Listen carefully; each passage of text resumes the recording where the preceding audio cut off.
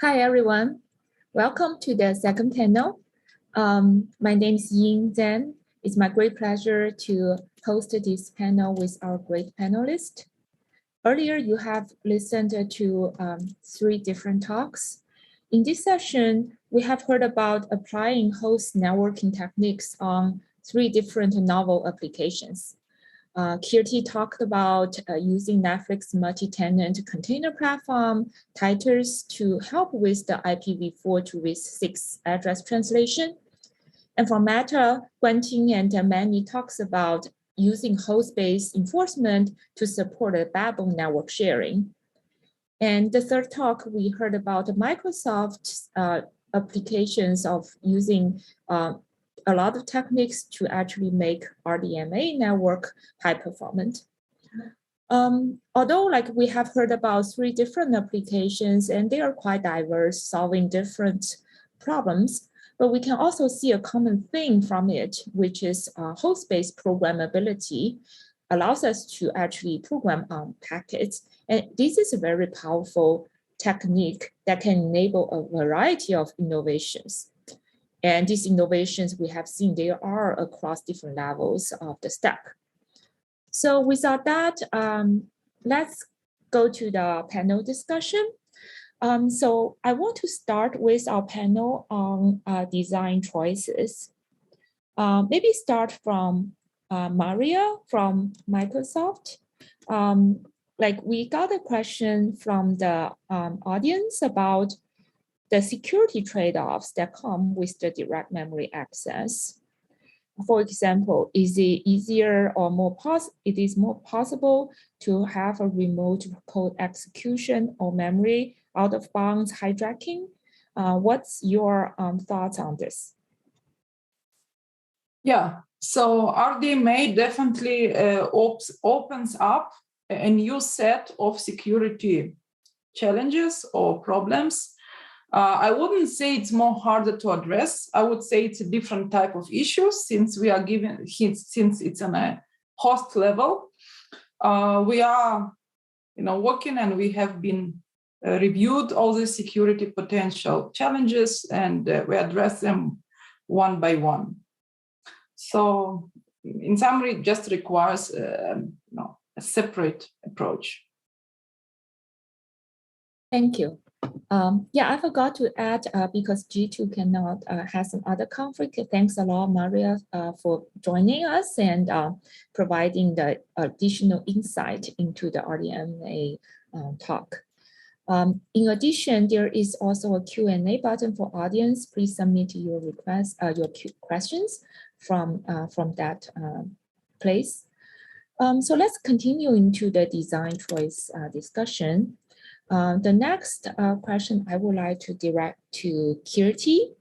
There is a question from the audience that is there another simpler approach will work? For example, can we just use BPF program hooked to the connect call and then directly make the V4 connect and the FD swap? Can you kind of help answer this question? Sure. I think the secret sauce is not just the interception. Of course, SecComp definitely helps with that.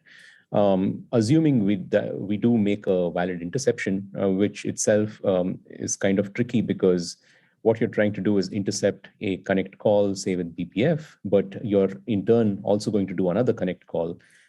So you must guarantee that the BPF probe will not catch that second connect call that you make.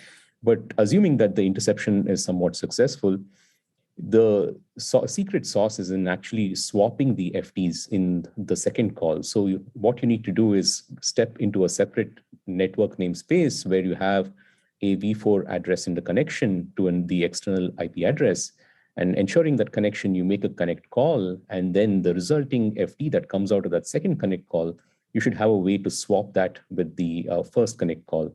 And that is the secret sauce that the SecComp add FD feature provides us. So there might be simpler ways, but for now we went with the SecComp add FD design. Great. Alok, do you have anything to add on this? Sure. And like I saw the question. So also this is like a lightweight system service that runs on the host per container. So we don't need like a sidecar container to run this service, and it's like a very simple system process. And as Keerti said, like we could use a connect program, but then that would always be running in the containers network namespace. What TSA provides is a way of intercepting a syscall in one namespace and actually making a connect from a different namespace. So yeah, that is what the TSA provides. Yeah. Yeah, thanks. Yeah, it seems like I think there are different ways to kind of implement, but thanks to the audience for submitting this question. Actually gives us an opportunity to kind of clarify what is the kind of the key secret sauce or the principles behind the TSA approach. And then the kind of in terms of design choices, I can see kind of there are different kind of many different possible choices, and each company or each system made its own choice based on their own kind of challenges and use cases. And the same kind of questions apply to Meta's entitlement talk. There is also a question from the audience, Manny, like what is the reason for the host-based enforcement that we choose to do the remarking instead of just dropping the packets? Thanks for the question. So currently, yes, we remark the non-conforming traffic into a lower QoS class instead of just dropping the non-conforming traffic. I can say two main reasons for this. One is a more efficient usage of the network. So if there is additional capacity in the network, it totally makes sense to allow the non-conforming traffic to make it into the network. Our prioritization in the network makes sure the conforming traffic always gets preferential treatment compared to the non-conforming traffic. So when there is congestion, the non-conforming traffic will get squeezed, but if not, the non-conforming traffic can make it into the network. So this is a work-conserving design. And the second reason is, of course, simplicity. Remarking is way more simpler, like on the host specifically, we just have to change the DSCP as opposed to rate limiting, which could be more complicated depending on how we choose to do it, what rates we decide to use, and possibly taking more CPU resources as well. So yeah, remarking has been operationally way more simpler as well. Thank you. Thanks for sharing, Manny. It's very interesting that you actually brought up the simplicity and the operational aspect of the system. So that kind of leads to my next set of questions about operations, right? So between Netflix, Meta, and Microsoft, we all operate a very large network, and operations like debugging, maintainability, usability are very challenging questions. So I want to maybe start with the entitlement talk. Guanqing, can you talk about what is the entitlement negotiation process? Talk about this in more details, and basically in the day-to-day operation of entitlement, what are the things that we care about? Thank you. Yeah, so let me just do a brief recap of the kind of what we went over in the talk. The entitlement negotiation process is currently happens once every quarter, and every quarter we will meet with the major service owners, and we will present our network forecast, and whenever they have some adjustment to the forecast, maybe they are planning some inorganic demand changes, we will include those forecasts into our system. We then use the host-based network entitlement approval system to help us calculate the demand approvals. And then we will review our approvals with the services as well.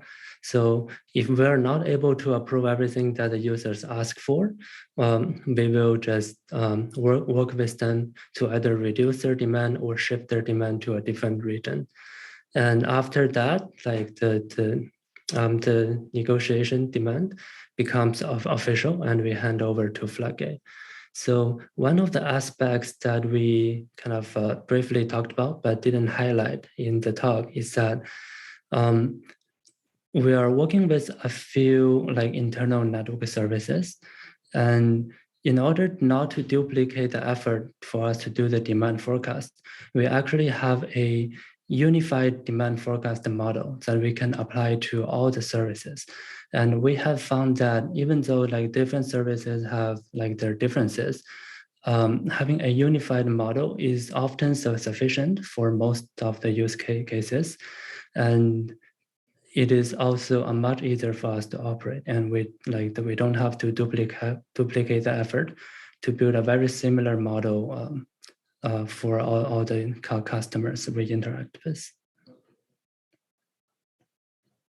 Great, thanks for sharing. I think doing forecasting and then handling the service dynamics is certainly a very challenging operational task. I want to ask Maria similar questions.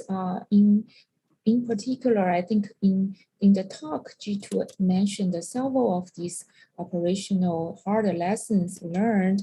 One example is that the coexistence of TCP and the RDMA traffic, and I remember on the slide, Jitu said it's soft. So can you share with us more of those operational insight and the lessons that you have learned, or any kind of good practice you can share with the audience? Yeah, so obviously our scale is very high. There are challenges in operations in the sense of, how do we ship a new transport layer? How do we update a new transport layer with live customers running in the network? In terms of TCP and RDMA, so TCP is classically a lossy protocol. RDMA is lossless protocol. So we have buffers, in entire system, both in the host and the switches. There are several endpoints in the network with buffers.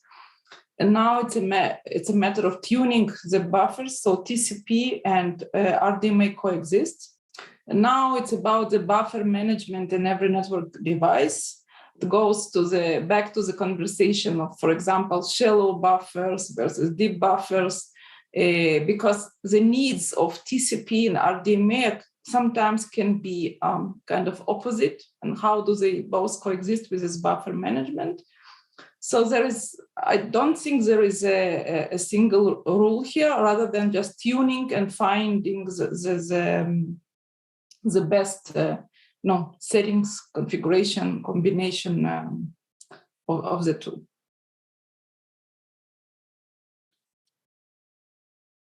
Thank you. Yeah, I think that's totally right. Like given the scale, right, operation pain point becomes even exaggerated and amplified. I want to also hear about kind of from Alok, maybe starting from your perspective. You're also operating in kind of a very large scale for Netflix, right? And operating TSA, and what is kind of your operational experience, maybe any examples that you can share about debuggability, maintainability? Sure. So at the scale which we are running, we do need a lot of observability in terms of how TSA is performing. So we do have metrics to look at what system calls are getting intercepted, what are the latencies we are observing per system call, and are we seeing any particular issues regarding system call interception when we make a connection to the V4 remote destination. So we also have logging that's written into Kibana, where we can centrally monitor TSA across systems. In terms of upgradability, since TSA it's launched per container, it lets us upgrade TSA, and so that all new tasks can take like a newer version of TSA, and the older tasks still continue to run. So like it makes the upgrade quite easy. We have like a complete region-wide setting which we can use to like enable or disable TSA. In terms of like operational experiences, since we are intercepting the system calls in one network namespace and then making a connection from another network namespace, it does make it a challenge to like attribute flow logs. So like a container might make a connect, but it seems like all the connections are going out from the host using a single IPv4 address. So we need to capture like for every connect the container ID that's making the connection so that we can attribute it to the correct container which made the connect call. Also, like during the development stages, we discovered bugs related to specifically ePOL. So like when we intercept a connect call and if the client application hands over the socket to an ePOL, what happens is once we swap the FDs, that socket within the ePOL instance becomes invalid. So we have had to do a lot of work to like actually handle ePOLs, especially where we also actually update the ePOL structures with the swapped FDs. So like we've also like mailed the kernel mailing list about this. Like could we get like a better solution in the kernel? So like make this efficient solution that TSA provides also raises a number of challenges in terms of observability. So like we're trying to address those in ways that helps operate our network quite easily. Yeah, thanks for sharing. I can see that the operations for millions of hosts is very challenging task. Since you brought up many of, I think both Alok and Maria brought up the scalability challenge. So I want to also kind of dig more into that. Maybe starting from Guanqing for the entitlement, right? We choose a host-based approval system, although it is centralized decision-making, but like as you mentioned in the talk, a host-based solution will actually be very compute intensive. So how do we scale? Yes, so in the past, we mainly relied on horizontal scaling. We used to have a relatively small network and we have expanded a lot in the past couple of years. And the number of network states that we need to consider is like growing exponentially, like to the n. And so that, and on top of that, for each of the network state, when the network gets larger, each simulation gets more intensive. So we used to rely on horizontal scaling, and where we currently have like use like thousands of machines to during the negotiation cycles to do the jobs. In the future, we believe that like horizontal scaling can only get us so far, and we are exploring kind of more kind of innovative algorithm. Some of the algorithm we are thinking about is can we make the network state sampling algorithm more efficient and probably use importance sampling. And we're also actively exploring solutions that maybe we can use a machine learning type system to help us get an approximate solution without solving it like very accurately. So we can do the training offline, and it can take however much time it takes. But when we actually try to use the model, it can allow us to get the result much faster. Thanks. Very interestingly, we actually have another questions about scalability from the host side for entitlement, because if we think about entitlement, we have a control plane that has very compute intensive decision. But on the other side, on the host, we are doing operations on every single packet. So this is a question to Manny, like what is the CPU cost for rewriting the DSCP values for the non-conforming traffic? And also, is it done on a per packet basis? And if it is to be done on a flow basis, how does it get used? Thanks for the question. So yeah, we currently do it per packet, and it is actually very negligible, like super negligible. You wouldn't even notice, mainly because we are just remarking the packet, that is like resetting the DSCP field of the packets, and BPF is super fast in this. So yeah, and we have in the past explored ways of, hey, can we do it per flow? Things like that instead of doing it per packet. The primary motivation for sticking to per packet was we want the system to be reactive, like we do it per flow, like the control knobs from BPF. If you want to change things mid-flow, currently they're not like, there isn't like super nice ways to do this. Per packet allows us to react immediately to changing situations. If like a service is exceeding its entitlement, we can react immediately to remark the non-conforming traffic.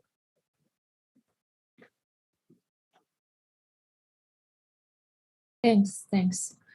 Yeah, I want to also hear similar, we have a similar line of questions on the host-based overhead, and this is to maybe Keerti. You can help answer what is the overhead of TSA, because you are essentially also doing packet-based operations on the host. Sure.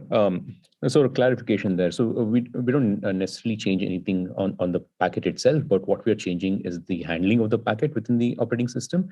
So once we intercept these connect call or a send call, the order of the overhead is in terms of the time taken to process that system call from the perspective of the user. The user actually issued one system call, but we add an extra overhead of several system calls to negotiate that original network system call went through correctly. So the order of extra time is in the order of tens of milliseconds.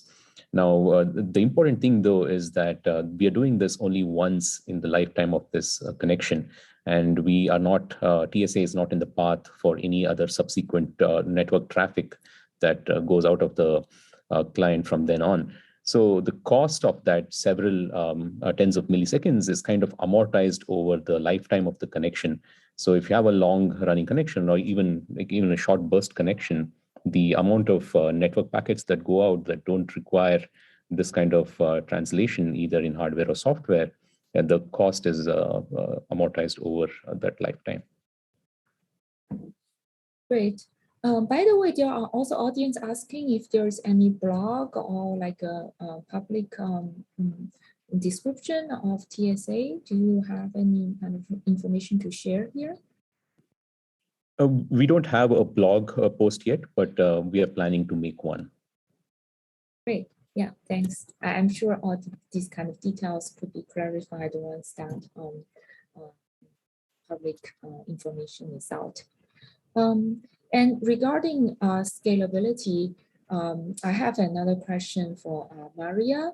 At the beginning of the talk, it is mentioned that the RDMA is mainly used for storage. And I think the talk mentioned it's kind of I/O and bits, and it's very impressive large scale number.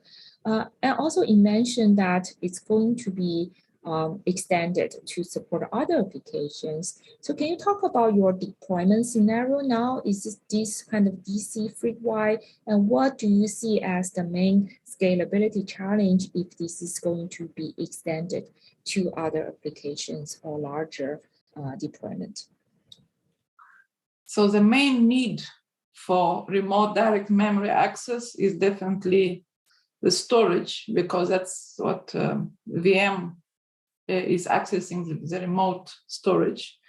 There are also some conversations about exposing RDMA directly to the customer.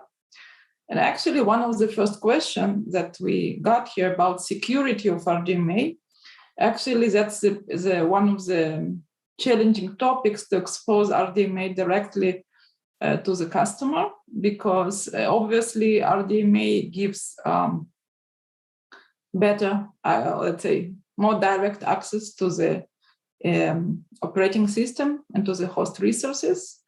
So it requires some additional isolation considerations in the host to isolate, VMs one from each other.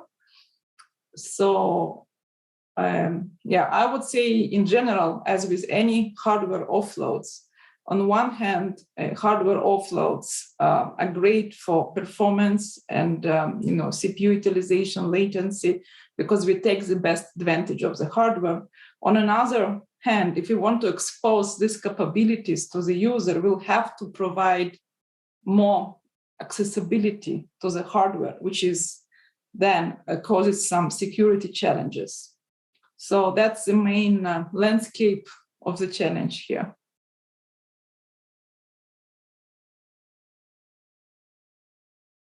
Great, thank you. Thanks for sharing.